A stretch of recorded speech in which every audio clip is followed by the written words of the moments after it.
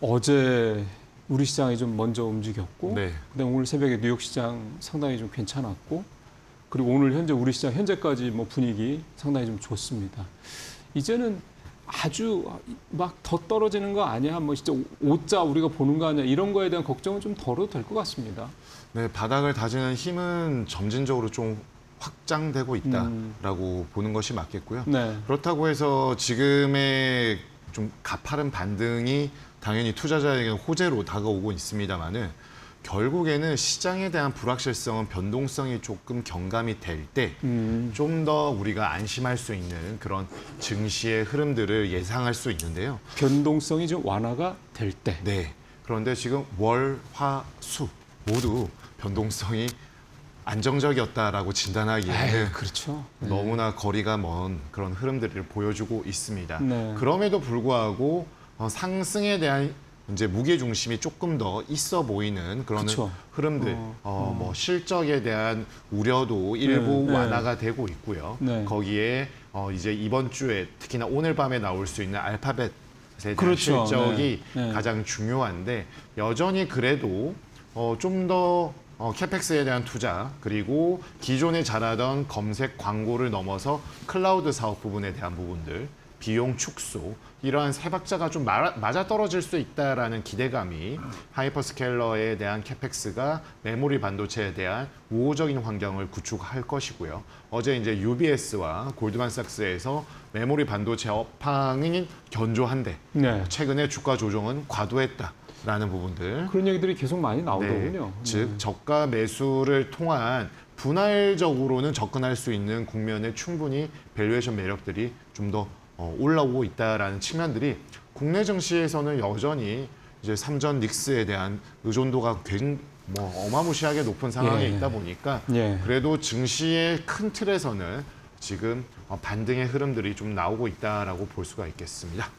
지금 삼성전자 하이닉스 말씀도 하셨는데 사실 뭐 이쪽에 쏠림이 여전한 거 뭐 그러니까 좀 전체 시총에 차지하는 비중이라든가 사실 뭐 어제 7월 20일까지 수출 통계 나온 것도 보면 네. 전체 40%가 반도체거든요. 그러니까 전체 수출뿐만 아니라 우리나라 뭐 경제 관련된 부분에서도 이 반도체 관련 두 회사의 비중이 뭐 사실 절반 가까이 된다는 거 사실 이거는 뭐 새삼스러운 것도 좀 아닌 거고.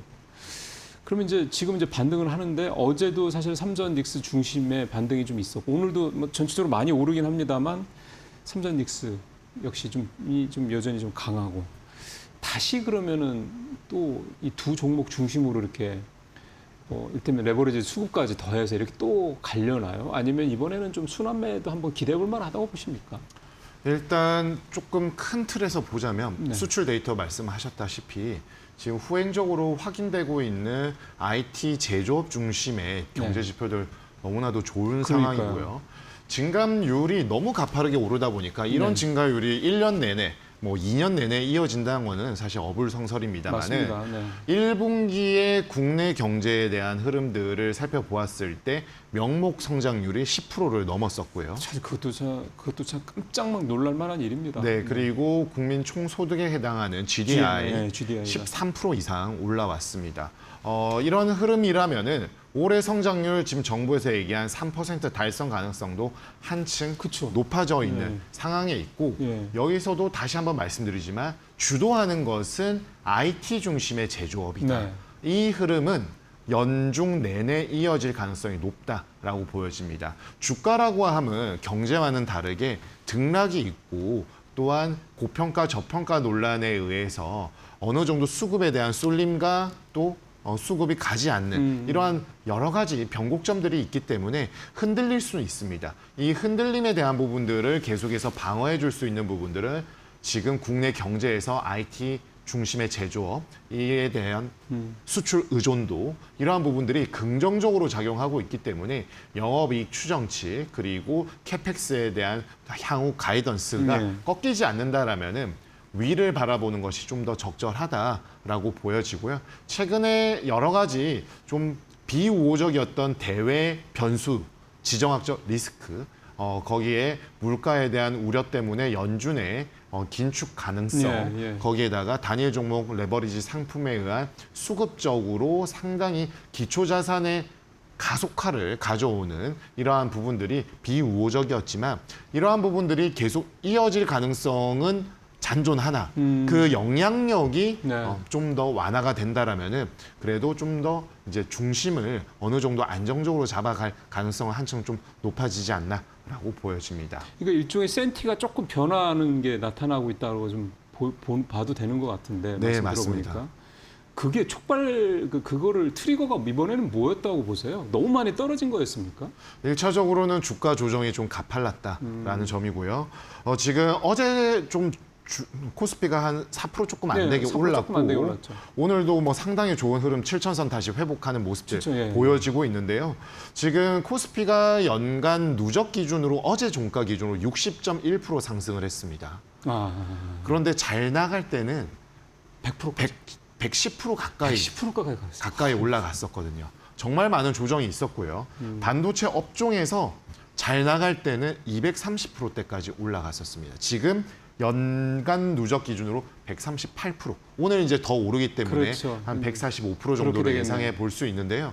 사실 이게 너무 많이 오른 측면들, 지금 많이 올랐지만 조정이 되다 보니까 상당한 투자자들의 고심이 깊어지는 것이지 연간 누적으로 보았을 때 이런 수익률을 기록하는 금융시장의 증시는 거의 없다라고 봐도 무방한 상황에 있습니다. 참고적으로 나스닥이 11% 연간 누적으로 오른 상황에 있습니다. 그러다 보니까 이러한 흐름들의 조정에 대해서 영업이익과 펀더멘탈의 측면에서 때 저가 매수의 매력도가 좀 높아진 것도 사실이고요.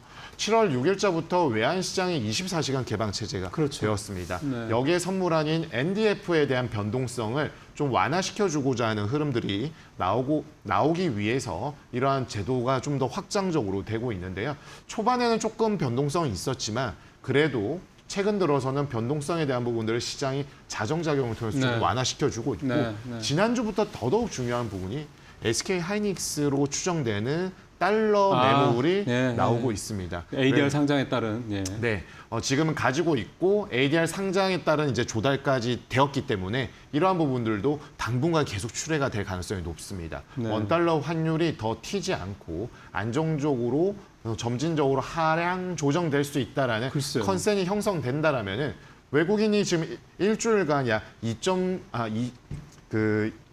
지금 약 최근에 3조 한 일주일 동안 2.97조 정도. 3조 정도. 네, 3조 원 정도 지금 들어오고 있는 상황에 있고 네. 오늘도 지금 들어오는 상황에 있기 때문에 현재 1.7조 됩니다. 네, 이러한 부분들이 좀 더 안정적으로 간다라면은 이제 증시에 있어서 수급적인 글쎄요. 비우호적인 요인들이 분명히 2분기보다는 조금 완화가 되지 않을까라는 그러니까 레버리지 ETF라 이런 부분들도 여전히 긴장감을 늦출 수는 없지만 그래도 지금 이번에 6월, 7월 초 이때만큼은 아닐 거다. 네, 그러니까 뭐 각각의 수급 그리고 요인들에서 빨간불이 다 일제히 켜졌다라면 이제는 빨간불에서 노란불, 초록불로 가려는 그런 흐름들이 확인되고 있기 때문에 수급적으로도. 네, 여기에서 조금 비교적 긍정적인 흐름들을 우리가 관측하지 않나라고 판단하고 있습니다. 그러니까 외국인 같은 경우는 사실은 뭐 연초에 뭐 줄기차게 팔아서 160조까지 그때 얘기 나왔네요. 매도 네. 규모가 상반기 현재 뭐 역대 최고고 아시아권 내에서도 역대 최고 하여간 뭐 최기록입니다.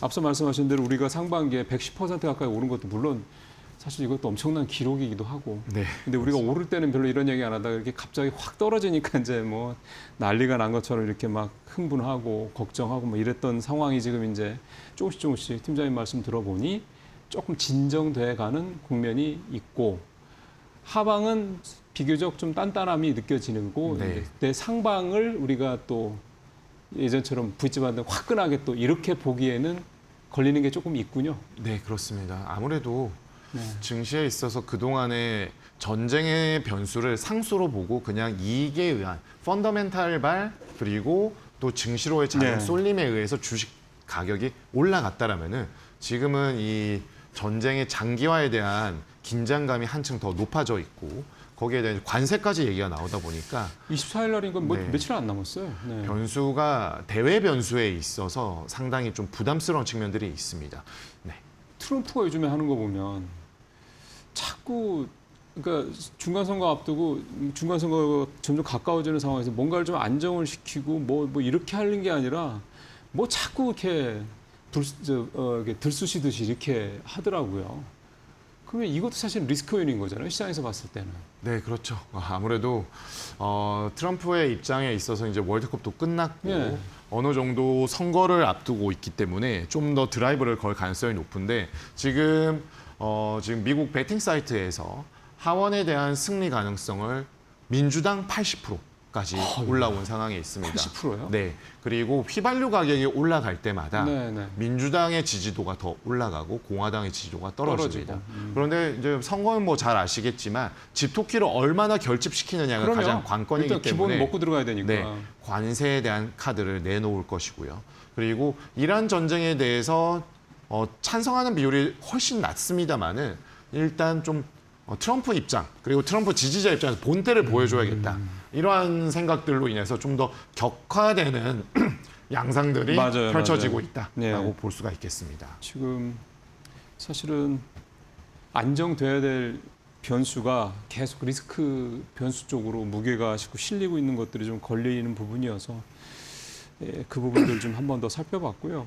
수급적인 측면에서 이제 개인들 상황도 한 번은 좀 점검을 해봐야 될 필요가 있을 것 같은데 사실은 청산 강제 매매도 많이 됐다는 얘기가 좀 나오고 있고 네. 뭐 레버리지 쪽에서 그다음에 신용 쪽에서도 마찬가지고 미수 쪽도 마찬가지 등등등. 그러니까 사실 개인들이 최근에 한 달 사이에 이 장에서 그 동안에 벌어놨던 것들 많이 까먹었다 이런 얘기들이 사실 여기저기서 좀 들리더라고요. 네. 그럼 상당히 좀 지쳐 있는 높은 변동성에 지쳐 있는 상황에서 손실이라든가 수익이 많이 줄어든 이런 상황까지 겹치다 보면은 굉장히 피로감이 쌓여 있을 것 같다는 생각도 좀 듭니다. 네, 맞습니다. 그런 상황에서 지금 장이 조금 바닥을 다져가면서 말씀하신 대로 좀 이제 위쪽으로 상향 쪽으로 좀 모색을 하고 있는 상황인데 개인 투자들이 이제 이런 상황에서 오늘도 사실은 마이너스 규모가 꽤 크거든요. 네, 지금 한 1조 2천억 정도 네. 한으로 나오니까 개인들이 계속해서 이렇게 시장에서 좀 매도 추세 이게 더 이어질까요? 1개월간은 여전히 압도적인 순매수 한 33조 달치로 가까이. 따지면, 예. 그런데 일주일부터는 좀 달라져서 약 1조 원 가까이 매도 물량이 더 우위를 점하고 있습니다. 최근 일주일 동안 말씀이신 거죠? 오늘도 마찬가지고요. 네. 이런 상황 속에서 우리가 살펴본다라면은 그동안의 매도로 약간 최근 들어서 7월 중순 이후부터 좀 바뀐 부분들은 구조적인 이탈보다는 워낙에 이제 포트에 대한 가파른 급변하는 변동, 수익 변동률에 의한 부분들을 위험 관리 차원에서의 매도 물량 출회라고 보는 것이 좀 더 맞겠고요. 그리고 아무래도 너무 급 반등 이후에 급 하락이 나타나다 네. 보니까 이런 흐름 속에서 센티가 안정적일 수는 없습니다. 그럼요. 네. 그러다 보니까 일부 이제 포트 조정 이상의 매도 물량 출회에 대한 부분들이 나온 것도 사실인데요. 그래도 오늘 또 올라오다 보니까 어느 정도 이제 수익률 관리 차원에서 또 추가적인 매도 물량이 있지 않나라고 보여집니다. 당분간은 개인의 급격한 이제 개인 장세에 의한 그동안에 유입되었던 물량들의 변동성은 좀 불가피하다라고 보여지고요. 올라가면 올라갈수록 그동안에 좀 까먹었던 부분들을 만회하면서 그렇죠. 매도를 통해서 현실화하고자 하는 그런 이익 실현을 하는 부분들은 있을 것으로 보여집니다. 그렇지만 좀 전에 말씀드린 것처럼 대외 변수에 대한 안정화가 나타나고 기업 펀더멘탈의 척도인 이익 그리고 멀티플에 대한 부분들이 안정화가 된다라면은 다시 한번 수출 대형주 중심으로의 포트를 또 쌓아가는 흐름들은 관측될 가능성이 좀 더 높지 않나라고 보여집니다. 투자 전략은 이따 마지막에 한 번 더 팀장님 말씀 듣기로 하고, 그러니까 이제 개인들의 소위 말하는 패닉 셀이니 뭐니 이런 뭐 아주 그냥 구조적인 에이 이제 됐어 이제 안 할래 하고 이제 이렇게 빠져나가 이런 거는 분명히 아니다. 네, 그렇게 이제 그렇습니다. 해석을 해야 된다는 네. 말씀이 되겠습니다. 그러면 이제 수급적으로 이제 뭐 외국인이 두른다고 해서 개인은 아예 안 두르고 뭐 이렇게 팔고 뭐 이렇게 굳이 극단적으로 볼 필요는 없겠다는 생각으로 좀 정리를 좀 해볼 수가 있겠습니다. 그 시장이 아까도 이제 뭐 순환매 관련돼서 이런 부분들에 대한 부분도 충분히 좀 있을 수 있다는 말씀을 하셨기 때문에 다음 그러면 반도체 외에도 어쨌든 뭐 부차적이기는 하겠습니다만 네. 이 섹터는 어디 쪽을 팀장님께서는 좀 요즘에 주목하세요? 네, 사실 워낙에 반도체 중심으로 이제 증시가 뭐 그렇긴 재편이 되다 하니까. 보니까 이를 빼놓고 얘기하기가 사실 어려운데 그래도 순환매에 대한 부분들을 살펴본다라면은 크게 두 축으로 살펴볼 수가 있겠습니다. 네. 반도체를 빼놓고 얘기할 수가 없기 때문에 반도체 중심으로 돌아가는 AI발 밸류 체인에서 하드웨어 중심으로 네네. 계속 살펴봐야 된다라고 말씀드리겠고요. AI 서버 그리고 가장 궁극적으로 필요한 부분들이 전력기기 이쪽은 전력기기. 계속해서 유효할 것으로 보여집니다. 주가의 가파른 상승 이후에 이제 조정에 대한 부분들이 나왔기 때문에 이를 추격 매수하기보다는 조정이 나올 때마다 분할 매수하는 측면이 필요하겠고요. 네. 최근 들어서는 이제 K-뷰티, K-푸드 그리고 엔터에 대한 시선들이 상당히 구조적으로 과거와 좀 이렇게 등락이 심했던 부분과 다르게 결국에는 우리 소비 쪽에서의 경쟁력이 수출 또는 그렇죠. 관광 산업을 통해서 나타날 수 있는 부분들은 여기에서 결국 내러티브가 외국인들에 대한 어필이 될 때 그 경쟁력에 대한 회복에 예. 대한 부분으로 좀 전개될 가능성이 있기 때문에 이러한 부분들은 코스피의 안정화가 되었을 때 그 다음에 대한 부분들로 넥스트 스텝에 대한 고민들이 예. 이쪽에서 좀 발현될 가능성이 있지 않나라고 판단하고 있습니다. 그 화장품, 뭐 인바운드, 미용기기 이런 쪽인데 사실 이쪽이 좀 아깝죠. 참 수출도 잘 되고 실적도 좋고 특히 인바운드 쪽 같은 경우 국내 외국인들이 뭐 좀 계속 사상 최대치를 경신해가면서 돈도 뭐 예전보다 겁나게 많이 쓰고 근데도 별로 시장에서 소외가 돼가지고 주가가 그렇게 멋진 모습을 보이지는 못해 왔는데 예, 이게 결국은 이제 실적이 뒷받침되는 회사에 대한 관심들이 가게 된다고 그러면 언제든지 이들 섹터들은 예, 눈에 띄는 모습을 좀 퍼포먼스를 보여주기에 충분히 기대를 좀 해볼 만한 섹터들이 아닌가 싶은 생각이 듭니다. 예, 이제 시간이 한 1분 정도 남았는데요. 자, 뭔가 시장에 좀 분위기가 조금 바뀌고 있는 느낌이 이어서 이럴 네. 때 투자 전략 어떻게 좀 잡으면 좋을지 말씀을 좀 드리고 싶네요. 네, 결국에는 좀 전에도 말씀드린 것처럼 추격 매수보다는 네. 가격에 대한 조정 그리고 등락세 속에서 분할적으로 접근하는 것이 지금 국면에서는 네. 안정적이고 좀 신중한 스탠스에 부합한다라고 말씀드리겠고요. 예. 여전히 반도체 업황의 영업이익 전망치 그리고 캐펙스 그리고 LTA를 통한 네. 신뢰도가 높아지는 것은 사실입니다. 네. 그렇지만 상반기의 내러티브가 하반기에 이어지지 않을 수 있다라는 점을 누누이 말씀드려왔기 때문에 네. 이러한 부분들을 분할 매수를 통해서 해지를 하는 것이 필요하겠고요. 전체 자산에서 본다라면은 현금 유동성을 항시적으로 확보하고 현금 유동성을 단순히 놀린다라고 생각하는 부분들이 좀 수익률을 치면서 아쉽다라면은 아주 초단기채를 통한 이자 수익을 확보하고 그 다음에 주가에 대한 부분들이 조정이 나왔을 때 대형주 중심으로 포트에 대한 부분들을 분할 매수를 통해서 포트에 대한 안정적인 관리가 네. 필요한 국면이다라고 말씀드리겠습니다. 예.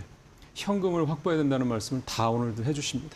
네, 지금까지 상산인투자증권 신월 팀장과 얘기 나눠봤습니다. 말씀 잘 들었습니다.